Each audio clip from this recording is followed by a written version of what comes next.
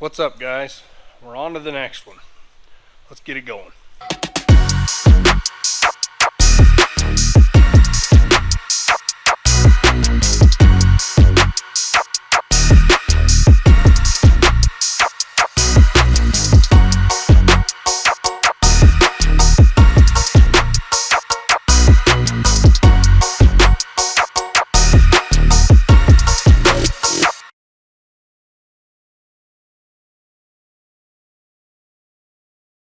Alright guys, let's show you what we got tonight. Well, probably the next few nights. We got ourselves a fairly large machining project, which involves a bushing like this out of bearing bronze. So the story on this one goes, a local company got a hold of me and asked if I would give them a bid to machine some brass bushings. I don't know what type of equipment these go in, but what I do know is they were having some issues with them seizing up. I talked to one of the mechanics and he mentioned that it took, I want to say 60,000 pounds of pressure to get this pressed out. So they're having issues with it seizing up. So after doing some research and talking to a company in Salt Lake that supplies this type of material, they mentioned that it would be a good idea to use bearing bronze instead of brass. And I do believe that this is brass. We are going to use bearing bronze, and we're going to machine as many as we can. And I believe the stick we got, we should be able to get about 18 out of. So we're not going to put you guys through 18. We're just going to run through one with you. But this is an example of a project that can be a little more complicated, but we're going to try to make it a little more simplified. What I mean by that is this bushing here, I don't know if you can see that, but there are grease grooves in there. So the grease grooves, you can see there's two that run perpendicular to the bushing, and then there are some that run parallel with it. Looks like there's three in there that connect the two. We're going to try a few things, see if we can't make these a little easier for the mechanics to get them out. See if we can't fix their problem. So, here's what I've done. If you walk over here, I did pick up a full length of bearing bronze.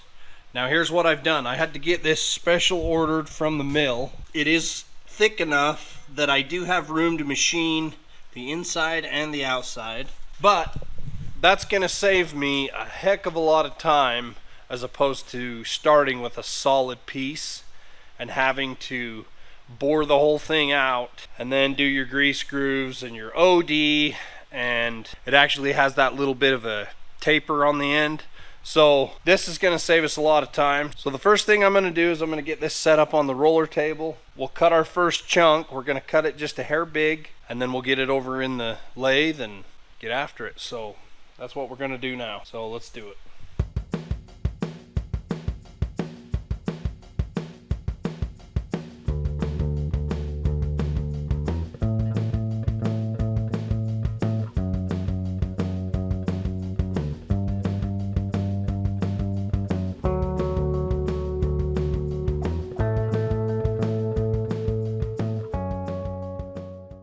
Alright guys, we got our material cut. Now the first thing I'm going to do is I'm going to put this in the lathe, and I'm going to bite it with my jaws on the inside first, and then I'm going to face this off. Then I'm going to flip it. I'll face this off, so we'll get the length done first. Then I'm going to machine the OD, and then once that's done, I'll move to the ID. So we'll go ahead and start there, see how it goes.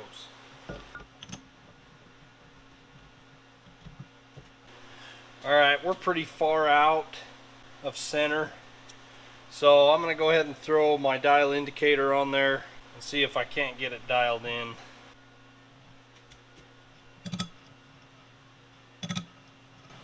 Okay, we're within about 10 thou there. That's probably pretty close. Okay, so now I'm going to tighten it down.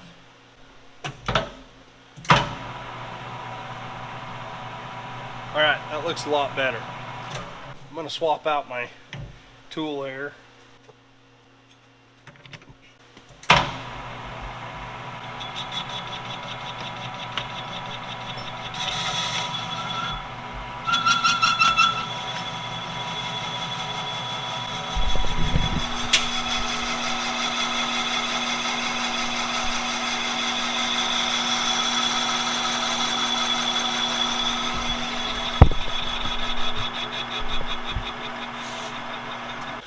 Okay, so now that we know this is a machine surface, it's flat, and it should be fairly perpendicular to this, we're going to flip it. So now if I have to take my dial indicator, put it back on here, and recenter it, then I'll do it. Which it looks like I do. So we're going to tighten that now. So now we should be good.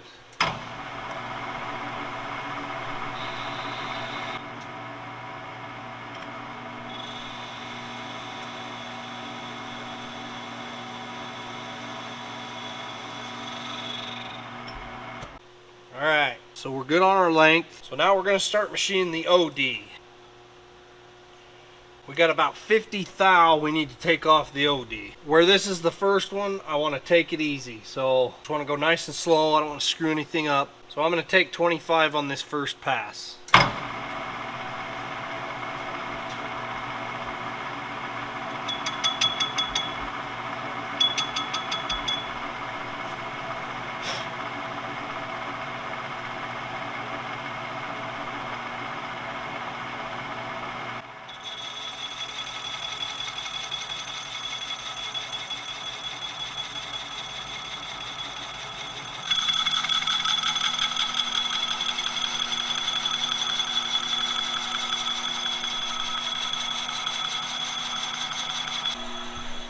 This one, hopefully you can see that there's kind of a funny texture there. So whoever machined these, looks like there was some chatter there. So that, I don't know what the other ones looked like, but that could add some friction when they're trying to press these out. But our goal is to have zero friction. And it's machining good, it looks good, so we're just gonna go nice and slow, see how it goes. So we'll go ahead, we'll keep doing this, we'll get the OD machined, and then we'll come back to you guys.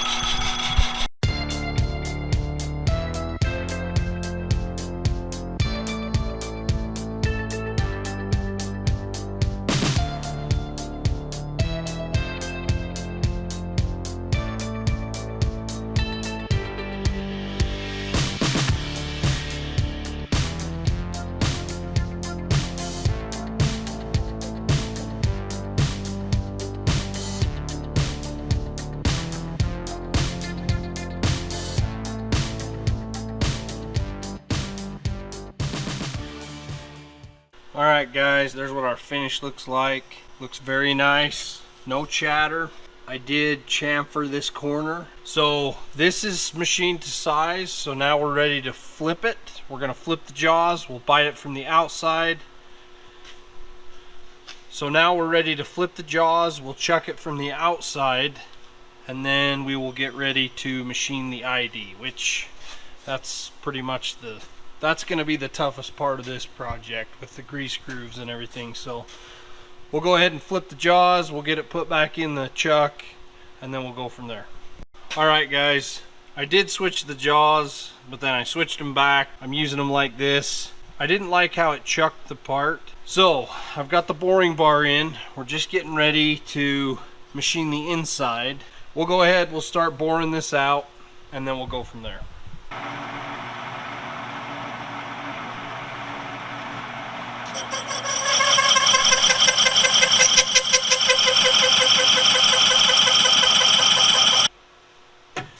Alright, we're getting quite a bit of chatter there.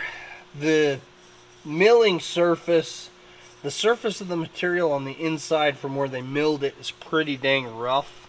So knocking that down, you're likely to get a little chatter. I am going to turn my machine speed up, and I'm going to turn my feed speed down, and then I want to see how it does.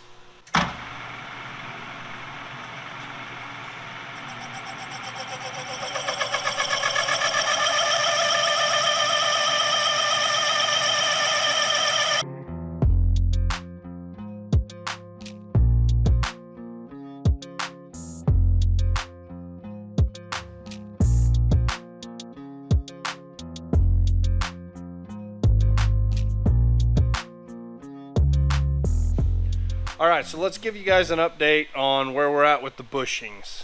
So we had some issues with chatter, big issues with chatter. So I got frustrated. I ended up just stopping. Usually in machining, if you've got chatter problems and it seems like there's nothing you can do to fix it, sometimes it's best just to stop, kind of regroup, go over everything that you've done and everything that you haven't done, and try everything you haven't done. And if it still doesn't work, you kind of have to go back to the drawing board and start looking at what your options are. So that's what I did. So, okay, so this is an OEM bushing. That's an OEM bushing. This is a bushing done by another local machinist. So I was able to pull dimensions off of all three. I've pulled the dimensions for my drawing off of the OEM just to make sure that I get them right on the money. So I have got 3 done. I did change a few things. They've given us a little bit of freedom to modify the groove design so that we can try to avoid them seizing up the way they were in the past. So what I've done is I've added another grease groove there in the middle. So you can see there's 3 radial grooves, and then I've got 3 lateral grooves that run with the bushing. There is a taper on the bottom that has to clear a weld. So now I want to go over what problems we had. This is the first one I did, and it did turn out good. Everything's good, everything's within spec, but that's because I stopped and I went back to the drawing board and I kind of looked at what was going on. So after looking at what could potentially be the problem, there was a few things that were going on, and this is a good lesson for you guys. So if I grabbed this, the cross slide, I could move the cross slide back and forth about 1/4 of an inch. I went ahead and I tightened up the gibs on the cross slide. There's also a half nut that you can adjust under here. It was a little bit loose, so that's taken all the play out of this. That helped take the chatter away. The other thing I did was I've never really had good luck with Chinese cheap machining equipment. It is a piece of Chinese machine tooling. I didn't have the best luck with it, and I thought, you know what, I need to just order a good one. So what I did was I went ahead and ordered this piece, which is an Aloris BXA4 1-inch boring bar holder. So the one I just showed you, the Chinese one, is 3/4. This is actually 3/4, but you can get a 1-inch boring bar holder for the BXA tool holder. So that's what I did.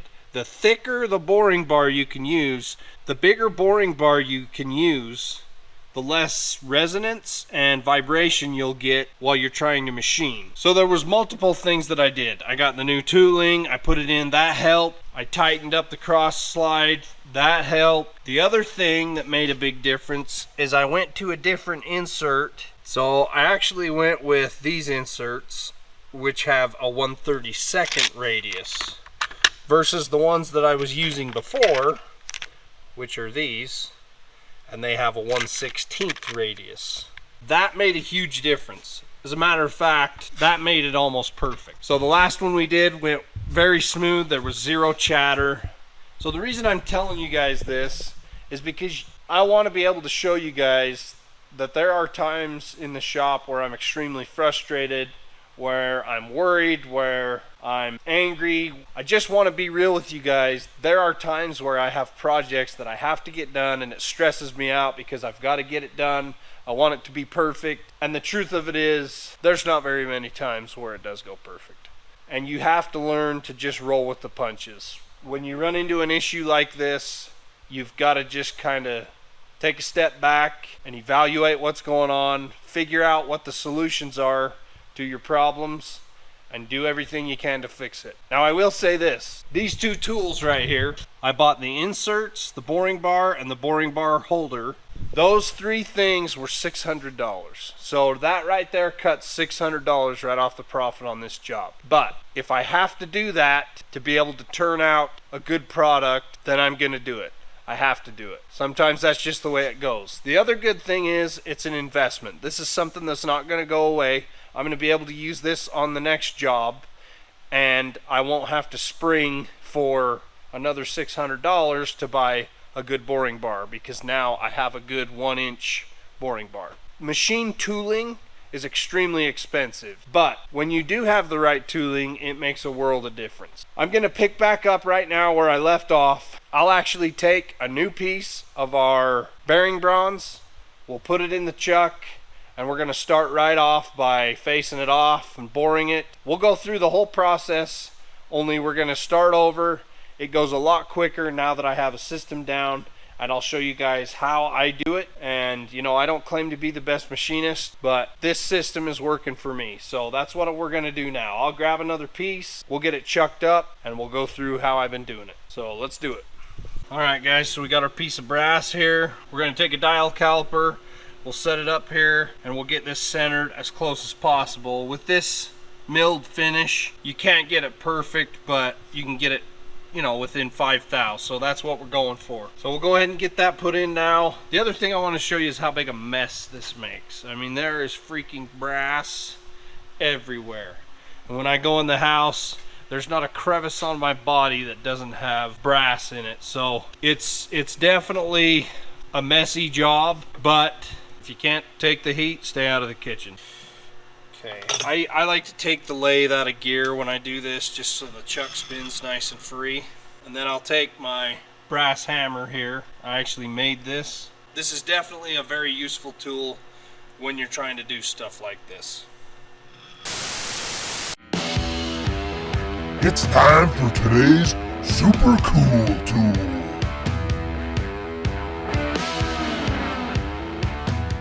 Alright guys, so for today's super cool tool, I want to talk about this machinist mallet. Like I said before, I did make this. I took just some scraps that I had laying around and decided to make me a little mallet. I've seen a few videos on YouTube about it. I thought it was a cool idea, and it's a fun project if you want to get your feet wet and do a little machining. So what I've got here, I did machine the body out of stainless steel. You can see there's a little bit of a taper here, and then I did a knurled handle. That was my first knurling project. The knurling isn't fantastic, but it's not bad. It's a good finish. It's definitely not going to slip out of your hand. I did TIG weld the head on. I just drilled this out with the milling machine and dropped this in and then TIG welded it. So the faces on the hammer are machined out of brass, and I went ahead, kind of dirty in there. So I went ahead and machined those, and the reason that I did it this way is because now if these wear out or they get beat up, I can machine a whole new hammer face, thread a new one in, and we're golden. You got a brand new hammer. So this is something that's going to last me my lifetime and maybe my kids' lifetime and their kids' lifetime. This tool right here, this is something that you can make for relatively cheap. You might have to go buy a little piece of brass to machine the hammer faces, but as far as the body of the hammer, most of you guys have probably got something laying around that you could use. But it is a very useful tool in a fab shop. I use this tool not just for machining, but for all kinds of things. If I'm working on something where I don't want to mar it, then I'll take this and I'll just gently tap on it, because the brass works in such a way to where it won't mar something or leave marks. And if it does leave a mark, you can remove the residue of the brass off of whatever you were tapping on. It's a very useful tool, so I just wanted to throw that out there. I do think it's cool that it's a project that you can build for yourself in your own shop, and no one else has one just like this one. So if you don't have the ability to machine one and you don't know someone with machining equipment, go and buy one. But having a brass hammer is something that you definitely are going to want to use, and that you definitely want in your fab shop, in your tool arsenal. It's always nice to have a hammer that doesn't mar things. So that's going to wrap up today's super cool tool segment. Let's get back to the project. Okay, we're within 5 there. That's pretty close. So then I'll go ahead and snug the chuck up just a little bit more. So I've just got my drawing here, and I'm just going off my dimensions on the drawing. So the OD on this one needs to be 4.510. So we'll go ahead and we'll get this outside machined. It also necks down here on the end. So it's 550 thousandths long, and then the dimension on that one is 4.395. So we'll go ahead and get those done, and then once we get those done, we'll give you guys a look.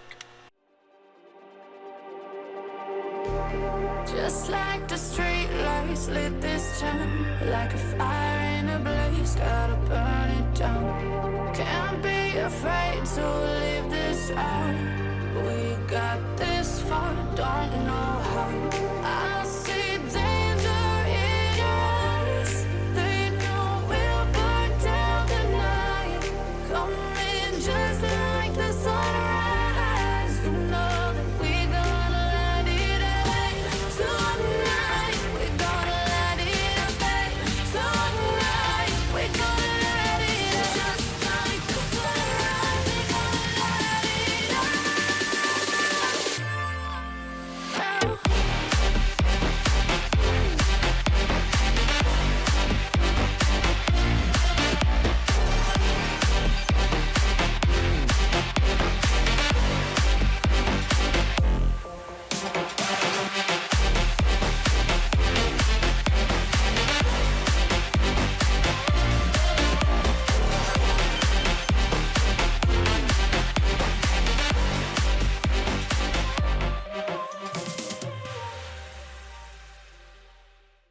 Alright guys, so we got that all machined, we got our little step put in there. We'll grab our new 1-inch boring bar and we'll go ahead and just start boring this out. Our dimension that we need to be at is 4.012, so we'll go ahead and do that now, and then we'll give you guys a look once that's done.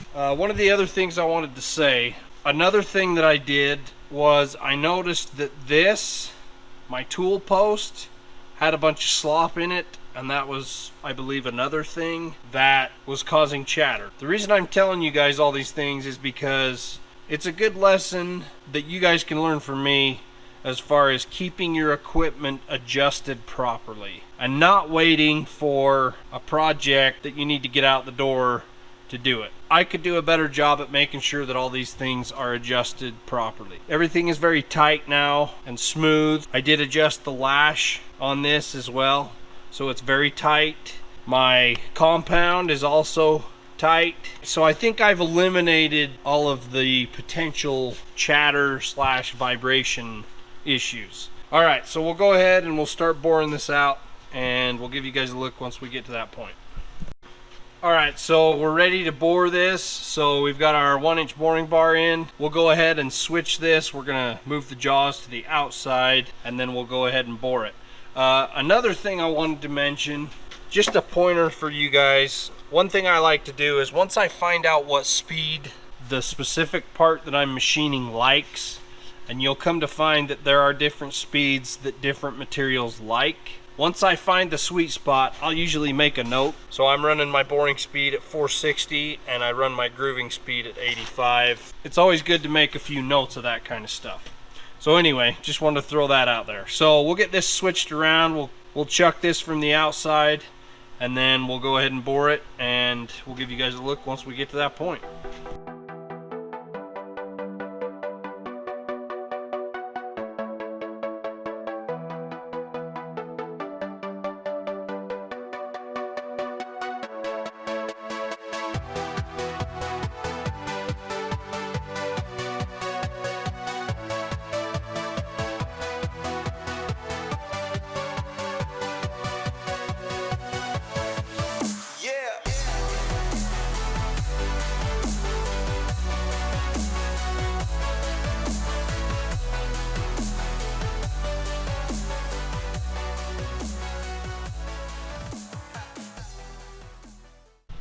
Alright guys, we got the bore all done. I'm going to do the grease grooves now, and I've got it worked out to where I've got all the dimensions here on how far I need to go. So I take my indexable grooving tool here. What I'll do is I'll zero it right here on center of the end of the part, and then I use my DRO and I just go first, second, third groove, and I know how far I need to go, so we're gonna do that now. I'm gonna slow my lathe down to 85, and then I do those 60 thou deep. So we'll go ahead and do that now, and then we'll give you guys a look at that.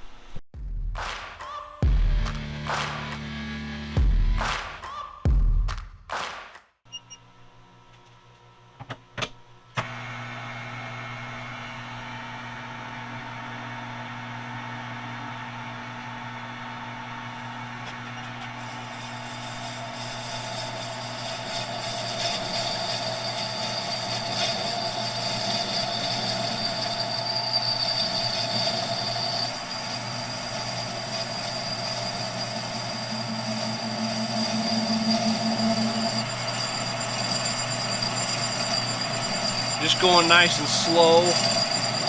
You're always more likely to get a little chatter on the end of the part like this where I don't have a steady rest or a live center on it, because the part is more likely to move. So we're just gonna go slow. Sometimes there's just no way around it.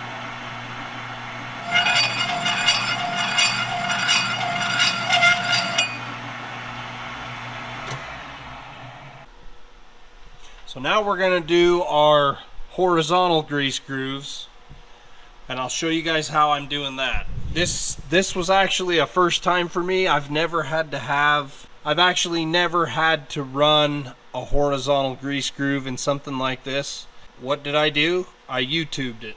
Okay, so here's what I got. So I had to purchase this boring bar, and it's a boring bar that I can run a piece of tool steel in. So I've taken the piece of tool steel and I've turned the cutting edge so that it's pointing forward this way. And it's just a 1/4 inch piece of high-speed steel. So I've got a rounded profile ground on there to match the same profile as I did on these grease grooves. So I'll put it in my tool post here, and then I'll show you guys what I've been doing. Okay, so the OEM part actually has 3 of these grooves in it, and theirs is more of a V groove. I kind of like the radial groove better. I just like how it looks. I think it's cleaner, and I think it's stronger. It doesn't give the bushing somewhere where a crack could potentially start. Maybe that's far-fetched. I just like the radial groove better. So what I do is I take a level here and I set it on my chuck jaws. And I'll move the chuck to where it's level. Okay, so I know that there's 3 equally spaced points here with my chuck jaws. So I'm just using the chuck jaws to put those in. So then what I do is I come in, and this groove actually starts on this outside edge and it goes all the way to the back groove. So we're going to start right here at the edge, and I want you guys to kind of listen what this sounds like. I think it's kind of a satisfying sound myself. So I'm just going to touch it off here. Now I'm going to back it up, and I've been going about 10 to 15 thou per pass. Okay, so we'll start with 15 thou, and then what I do is I just grab my handle on my lathe and I just use the carriage to drive this cutting tool to that back groove and cut these grooves. Here we go.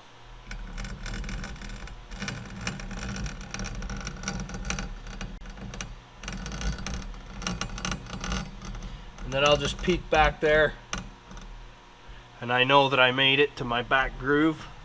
So then I'll come back, go another 15 thou, and go again.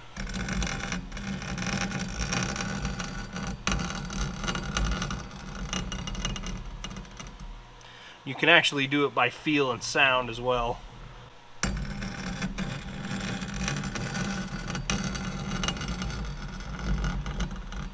And on this one, I'm actually not using my DRO.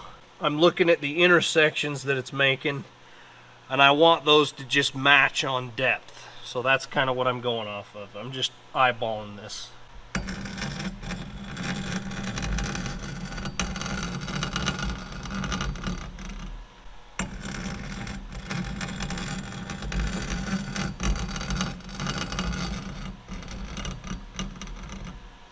And it's actually getting smoother as we go.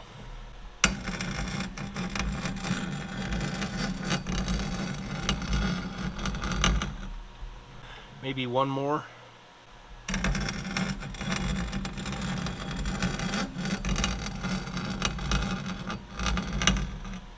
Okay, and then I'll show you guys. Hopefully you guys can see it in there. Makes a nice grease groove. We'll go ahead and knock out these other 2 grooves, and then we'll give you guys a look when it's done.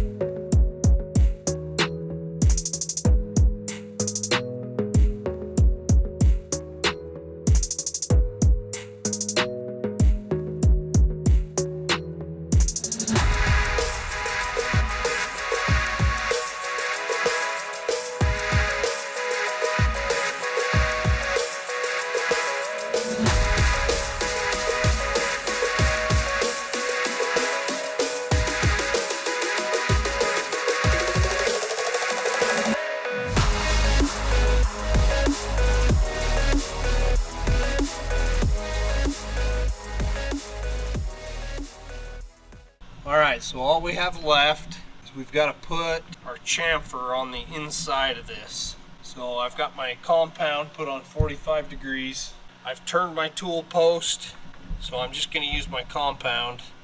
We'll leave this one in real time and we'll just go ahead and slowly bevel this. And I just like to take little teeny bites at a time. No reason to get in a hurry.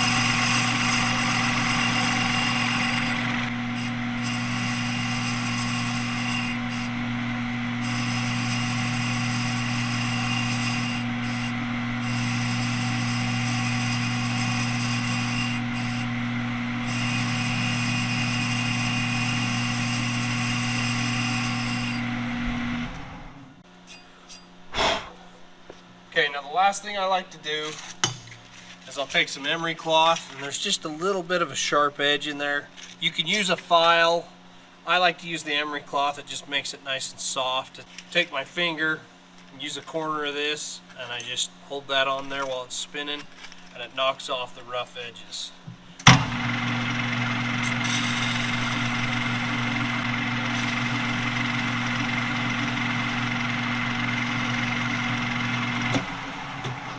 I did chamfer this outside corner earlier. I just put a very small chamfer on it. I like to chamfer all my corners just lightly. There's no sharp edges. It also makes it look more professional in my opinion. I'm gonna pull this out, give you guys a look here. You can see our grooves in there. I think the finish turned out nice. Pretty happy with that. Now all that's left to do is we got to take it over to the milling machine and we got to mill the little grooves at the top. It looked to me like they used a grinder on some of the ones that some of the other machinists used. I don't really like that. I would rather it look like it's got a machine finish so that it matches. So we'll get this over in the mill and I'll show you guys how I've been machining those notches. Alright guys, so we're over here at the mill. So this here is a carbide drill mill. So you can see it's just got an angle on it. The ones that they were doing before, so this is an OEM one. And it looks to me like they just used a grinder on that as well. This is one that another machinist did, and I can tell that they used a grinder. I like this better. It doesn't take very long. It looks better in my opinion. So that's what we're gonna do. So what I do is I just set it up here and I just kind of eyeball it. I put the grease groove kind of lined up with me, and then I'll kind of look at these grease grooves and just make sure they're lined up. Tighten my vise down, not too much, just enough to hold it. Okay, and then I will take and drop the head down until it touches. So then I look at my depth gauge here and I know how far I've got to go to get 3/16. So then I'll scoot it back, I'll drop this where it needs to go, I'll lock the head down, and now I'm ready to go. So I'm running it about 200 RPM, and then I just go nice and easy. Don't have to go fast. You can see it's throwing just little chips.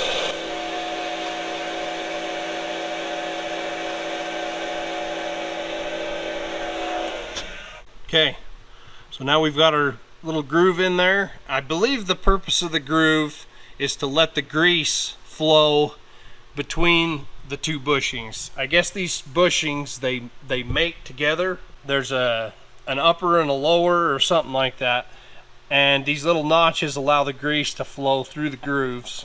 Okay, so I'm going to knock these other two out and then we'll give you a look at the final product.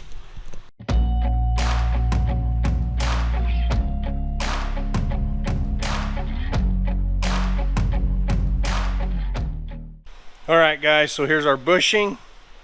See, we got a nice finish on it, nice chamfered corners. Got our grease grooves there. The biggest thing that scared me about taking this job on was those horizontal grease grooves. But you can see I was just making a bigger deal out of it than I think I needed to. They're turning out good. So that's number 4. And I've got 16 to do, I believe. So we're about 1/4 of the way done. Well guys, I think that's going to wrap this one up. Appreciate you guys watching. We are extremely grateful for how much the channel's grown this year. We had a goal that we wanted to be at 4K by the end of the year, and we just hit it, I think, 2 days ago. So we really appreciate the support. We hope you guys are enjoying the channel and the content. We're going to try to get better. We hope you guys have a safe and happy new year. Thanks again for watching. We'll see you on the next one.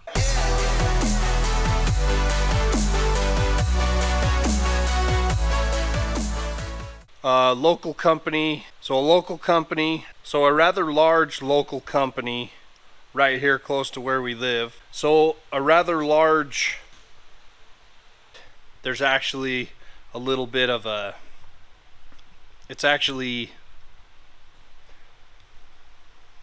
less resonance and now the reason I'm telling you all these, the reason I'm telling all